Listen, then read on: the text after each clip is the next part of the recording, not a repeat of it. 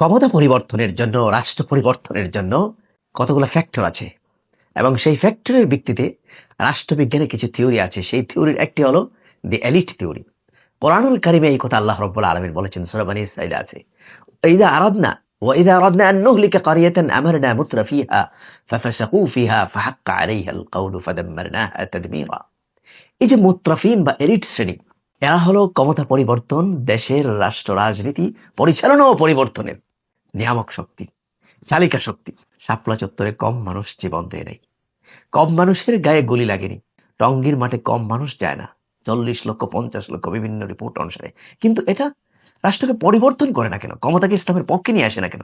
কারণ এই যে শাপলা চত্বরের গুলি, এই গুলি এলিটদের গায়ে লাগেনি। এই যে টঙ্গীর মাঠে প্রতি বছরের লক্ষ লক্ষ ওয়াজ, একটা তো হলো এটা রাষ্ট্র পরিবর্তনের ওয়াজ না, দ্বিতীয়ত এই ওয়াজের 99% ওয়াজ কানে যায় মুস্তাদাফিনদের, লোয়ার ক্লাস পিপুলদের কানে যায়, যারা রাষ্ট্রের এলিট নয়, এডুকেশনাল এলিট নয়, ফাইন্যান্সিয়াল এলিট নয়, পলিটিক্যাল এলিট নয়, প্রশাসনের এলিট নয়।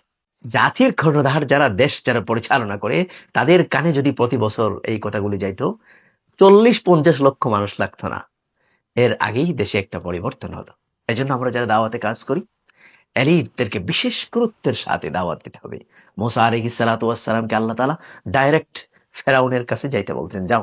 আরো বহু জায়গা ছিল যাওয়ার জন্য, ওখানেও আমরা যাব, কিন্তু পরিবর্তনের জন্য মুত্রাফিনদের কথা বলেছেন। তাই মুত্রাফিনদেরকে বিশেষ টার্গেট নিয়ে ইসলামী আন্দোলনকে আগাতে হবে।